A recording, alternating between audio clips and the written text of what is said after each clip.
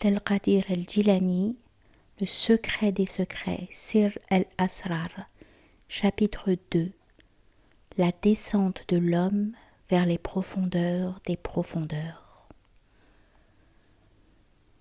Allah le Très-Haut a créé l'Esprit Saint comme la plus parfaite création du royaume, créé au commencement de l'être absolu de son essence.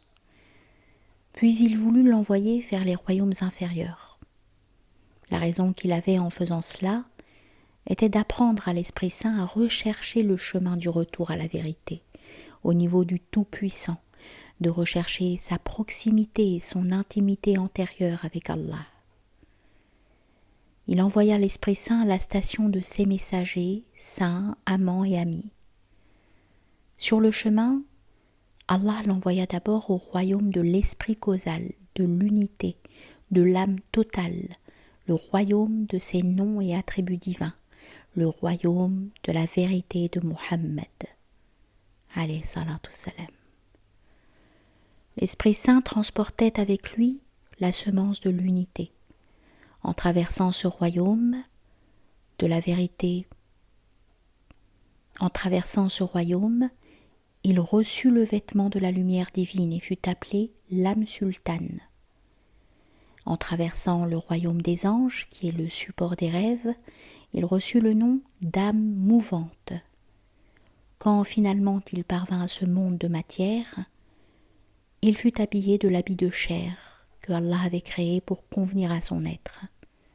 Il était vêtu d'un vêtement grossier de façon à protéger le monde, car le monde matériel, s'il s'était trouvé en contact direct avec l'Esprit Saint, aurait été réduit en cendres. Par rapport à ce monde, il en vint à être appelé la vie, l'âme humaine. Le but de la venue de l'Esprit dans ce plus bas des royaumes créés était qu'il devait chercher à retourner à sa proximité antérieure tout en étant dans une forme de chair et d'os. Qu'il devait venir dans ce royaume de matière grossière et au moyen du cœur qui est dans ce corps, planter la semence et y faire croître l'arbre de l'unité. Les racines de cet arbre sont là où elles ont toujours été. Ses branches remplissent le vide de la béatitude et là, pour le plaisir d'Allah, elles portent les fruits de l'unité. Là, au cœur du cœur, l'Esprit a planté la semence de la religion et il désire que croisse cet arbre de la religion pour qu'il produise des fruits, chaque fruit l'élevant d'un degré qui le rapproche d'Allah.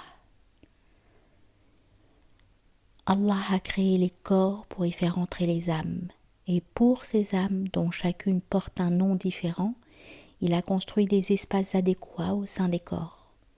Il a placé l'âme humaine, l'âme de la vie, entre chair et sang.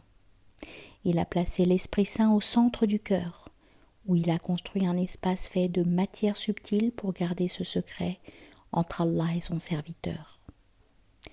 Ces âmes sont à des endroits différents du corps, avec des missions différentes, des occupations différentes.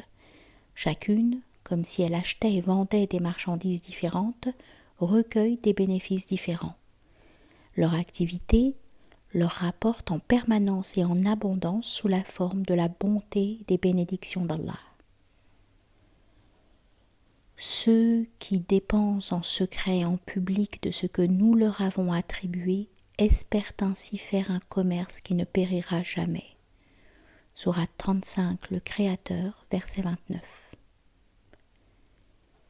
Il est convenable que chaque être humain connaisse son rôle au sein de cet univers de sa propre existence et qu'il en comprenne le propos.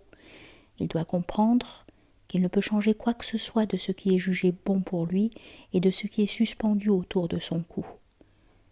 De celui qui souhaite changer son sort, qui est attaché à ce monde et y a des ambitions, Allah dit: ne sait-il donc pas que lorsque ce qui est dans les tombes sera bouleversé et que sera dévoilé ce qui est dans les poitrines? Sourate 100, les Coursiers, versets 9 et 10. Et au cou de chaque homme nous avons attaché son œuvre. Sourate 17, le Voyage nocturne, verset 13.